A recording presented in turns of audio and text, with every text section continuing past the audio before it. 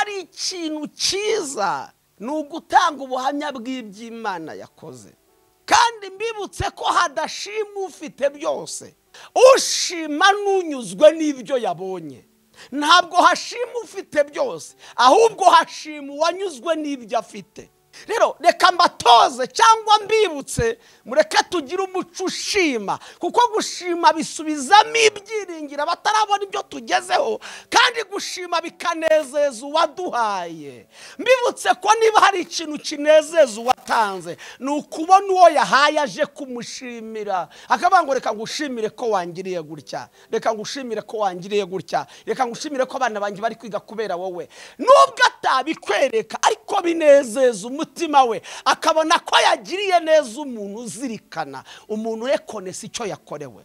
Ntabwo gushima ari ukugira byose rero, ahubwo gushima ni ukunyurwa n'ibyo ufite. Yemwe ab'Imana yagiriye neza, yemwe ab'Imana yahaye amazu, nimushime Imana bakiyategereje nabo bamenye ko Imana izabatabara. Yemwe ab'Imana yubakiye ingo, nimushime Imana cyabikoze rimwe na rimwe. Abadashima ni abatekereza ko ibyo bafite byavuye mu mbaraga zabo no mu bwenge bwabo.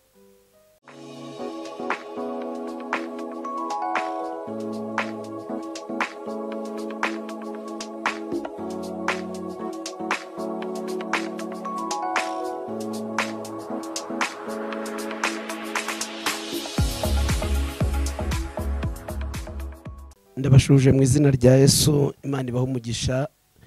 Reka twongere dushimire Imana kandi iduhaye umwanya mwiza wo kugira ngo tuganire ijambo ryayo, kandi namwe tubashimire inkunga mugaragaza, uburyo mubana natwe mu buryo kwamamaza ubutumwa bwiza.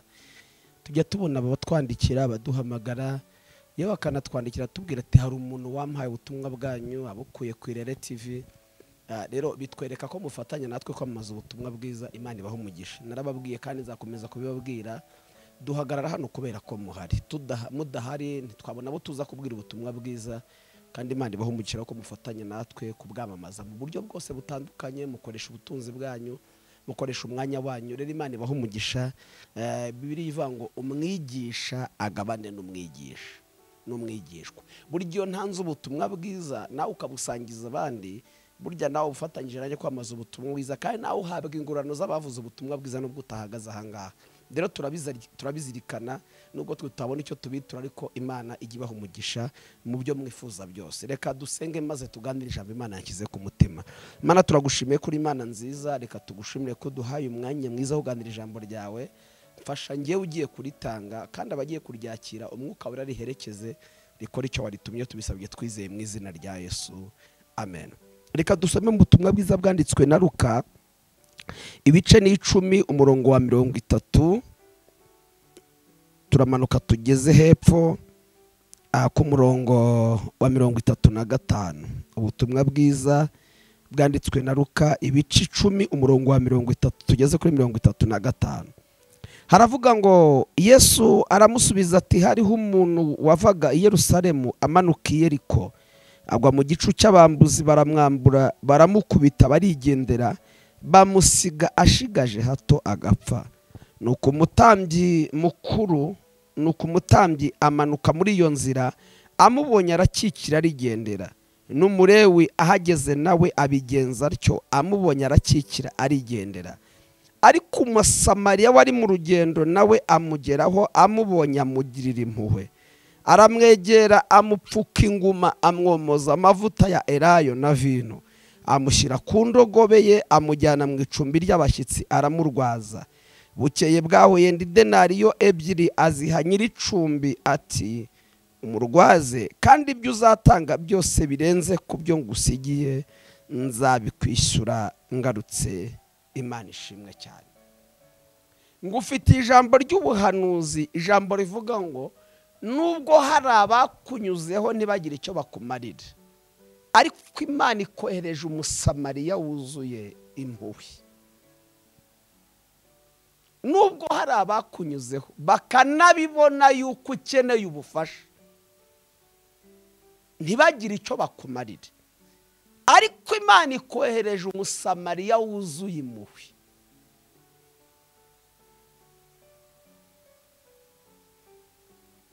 Hari ibihe twagezemo cyangwa se bamwe n'uyu mwanya mubirimo, kuko hari ibyo usanga twaravuyemo ariko abandi babihagazemo.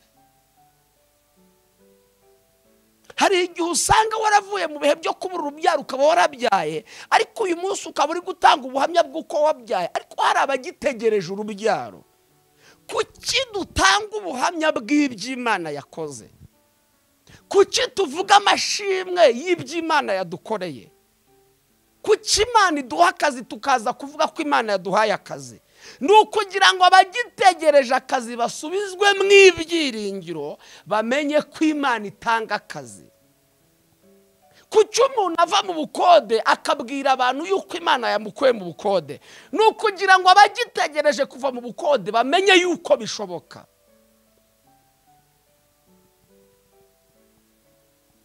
Niba hari ikintu cyiza, ni ugutanga ubuhamya bw'iby'Imana yakoze. Kandi mbibutse ko hadashima ufite byose. Ushima ntabwo ari ufite byose akeneye mu buzima. Ushima n'unyuzwe n'ibyo yabonye. Ntabwo hashima ufite byose, ahubwo hashima uwanyuzwe n'ibyo afite. Kuko ushobora gusanga ibyo uri gushima hari abafite ibya mirenge batabona ishimwe ryabyo. Kubera iki? Ntibanyuzwe n'ibyo bafite. Rero reka mbatoze cyangwa mbibutse, mureke tugire umuco ushima, kuko gushima bisubizamo ibyiringiro batarabona ibyo tugezeho, kandi gushima bikanezeza uwaduhaye. Mbibutse ko niba hari ikintu kinezeza uwatanze, ni ukubona uwo yahaye aje kumushimira, akavuga ngo reka ngushimire ko wangiriye gutya, reka ngushimire ko wangiriye gutya, reka ngushimire ko abana banjye bari kwiga kubera wowe. Nubwo atabikwereka ariko binezeza umutima we, akabona ko yagiriye neza umuntu uzirikana, umuntu rekonesa icyo yakorewe. Ntabwo gushima ari ukugira byose rero, ahubwo gushima ni ukunyurwa n'ibyo ufite. Yemwe ab'Imana yagiriye neza, yemwe ab'Imana yahaye amazu, nimushime Imana bakiyategereje nabo bamenye ko Imana izabatabara. Yemwe ab'Imana yubakiye ingo, nimushime Imana cyabikoze rimwe na rimwe. Abadashima ni abatekereza ko ibyo bafite byavuye mu mbaraga zabo no mu bwenge bwabo. Ariko abazi ko ari Imana yabikoze, haleluya, abazi ko ari imbaraga z'Imana zabibahaye, bahora bashimira kandi bakazirikana yuko ari Imana yabikoze. Niyo mpamvu hano umunsi yabyaye ntabwo yaretse kuza gushima, ahubwo yaje gushimira. Haravuga ngo ni njye wa mugore. Haleluya. Ibi mbivugiye iki? Mbivugiye ijambo ry'ubuhanuzi Imana yampaye. Irambwira ngo nzabwe ngo nubwo hari abakunyuzeho ntibagire icyo bakumarira, ariko Imana yohereje umusamariya w'impuhwe.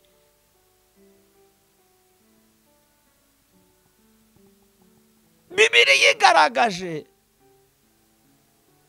ngo uyu mugenzi wari mu rugendo agenda. Mbibutse ko turi mu nzira igana mu ijuru, turi mu rugendo, turimo turagenda. Kandi mu rugendo habamo ingorane, habamo ibyiza n'ibibi. Urugendo rwose uko rwamera kose, urugendo rwose rugira ingorane zarwo. Nubwo waba uvuye hano uvuye hano Kigali ujya mu ntara, urugendo rwose habamo. Niyo mpamvu umuntu agenda ateganyije bo. Uzareba abantu bafite imodoka, mu modoka ntashobora kugenda adafitemo ipine ya reserve, ntashobora kugenda adafitemo bya byuma bifungura amaburo y'amapine, ntashobora kugendamo adafite kizimyamoto n'ibindi. Kuki ibyo bintu umuntu abiteganya mu modoka? Nuko abazi ko yahura n'ingorane mu rugendo, ipine gatoboka akiyambaza ya reserve afite.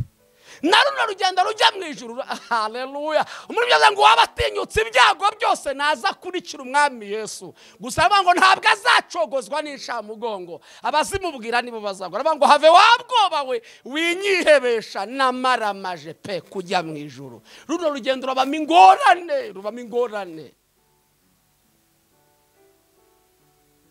Ariko Imana ishimwe ko tuba turi kumwe n'uzirangiza, tuba turi kumwe n'uturwanirira. Ngo ari mu rugendo ngo ahura n'abagizi ba nabi. baramukubita baramukomeretsa ngo bamwambura ibyo yari afite byose ngo bamusiga ashigaje gatoya gapfa. Ndashimira Imana muri iyi minsi 100 turimo twibuka abacu bazize uko baremwe, twibuka abacu bazize jenoside yakorewe Abatutsi mu 1994. Hari abagiye babasigwa, ababasize bakabasiga bazi ko byarangiye, bakabasiga bazi ko ubuzima bwabo burangiriye aho ngaho, ariko bakabareka Imana itabara, bakabasiga babasigaga habura gatoya, Imana ikabarengera habura gatoya.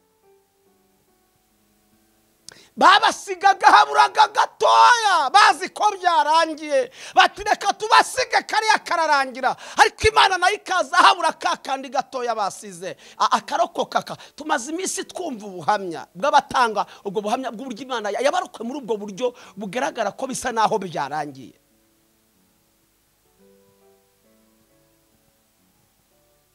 Ndashimira Imana igize habura gatoya, ndashimira Imana igize hari igihe yaje habura gatoya. Wowe unteze amatwi, hari igihe wayibonye habura gatoya, hari igihe yakujeho habura gatoya, hari igihe wayibonye uzi ko birangiye, ariko iraseruka iratabara. Uzibuke gushima, ujye uzirikana iyo neza, ujye uvuga imirimo abantu bamenye ko ari Imana igitabara habura gatoya. Ngo bamusiga habura gatoya ngo apfe.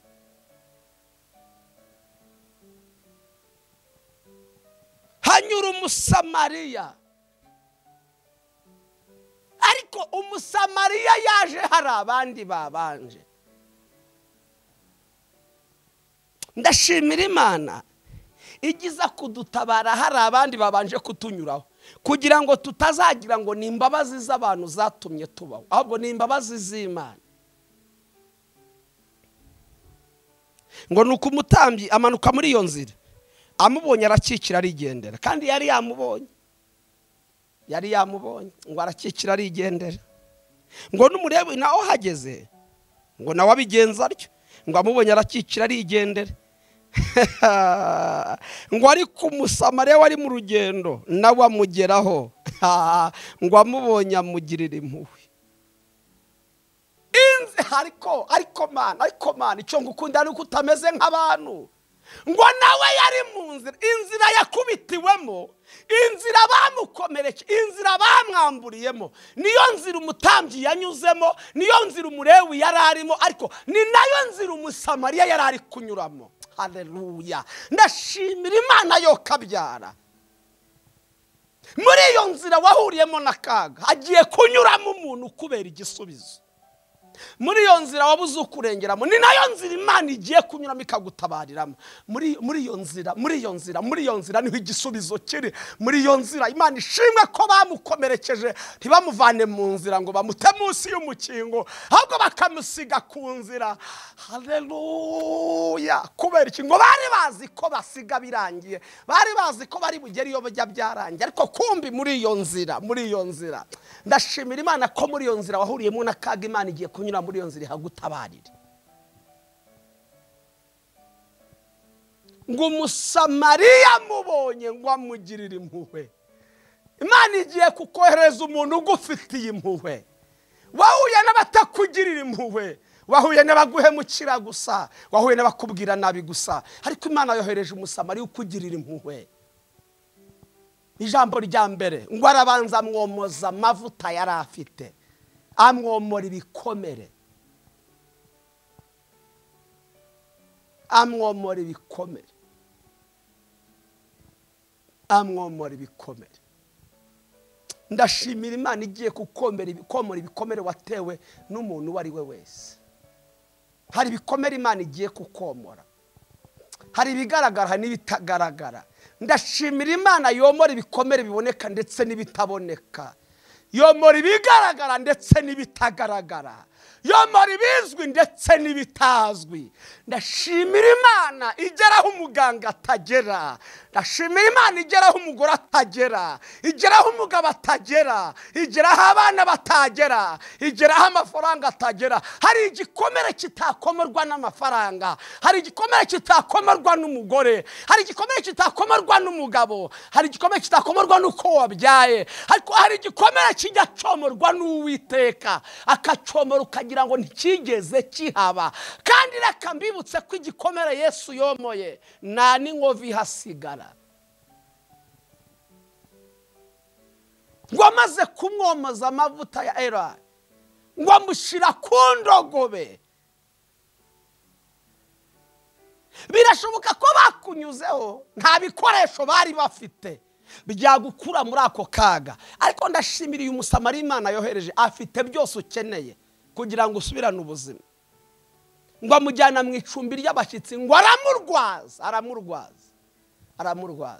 Ngo amaze koroherwa ahamagara nyiri icumbi, araje ngo aramubwira ngo umurwayi wanjye umurwaze, ngo amusigire idenari ebyiri, abanga umurwaze. Nihagira ibindi bizagenda kuri we, nihagira ibindi uzakoresha kuri we birenze ibyo ngusigiye, ntuzabibaze umurwayi wanjye, ahubwo uzabimbaze ngarutse. Ndashimira Imana ko yatwishingiye. Nari nkuzana ijambo ry'ubuhanuzi, ijambo rivuga ngo nubwo hari abakunyuzeho umerewe nabe ntibagire icyo bakumarira, ariko muri iyo nzira Yesu yohereje umusamariya w'impuhwe. Yesu akohereje umusamariya w'impuhwe. Yesu akohereje umusamariya w'impuhwe mu izina rya Yesu Kristo. Wewe wari umerewe nabi, akira umusamariya w'impuhwe. Kandi muri iyo nzira ntago ni muri iyo nzira Imana ibaha umugisha, Imana ibagirire neza. Mu nkundire dushimira Imana yohereje umusamariya, kandi akaza afite byose wari ukeneye kugira ngo usubirane ubuzima.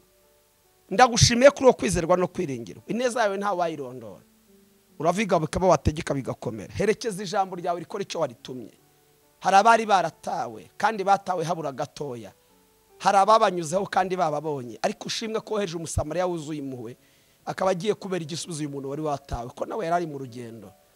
Abamama bagirire gutya, abapapa bagirire gutya, abasore n'abakobwa bagirire gutyo, abanyarwanda tugirire gutyo mu izina rya Yesu Kristo. Tubisabye twizeye ko ubasha gukora biri tubyo tugusabye ko imbaraga zawe zidukoreramo mu izina rya Yesu, amen. Imana ibaha umugisha, ukomeze mugubwe neza, kandi nikora ibyo ngibyo uzashime kugira ngo batarava muri ibyo bihe nabo basubizwe mu imbaraga. Imana ibaha umugisha mu izina rya Yesu Kristo, amen.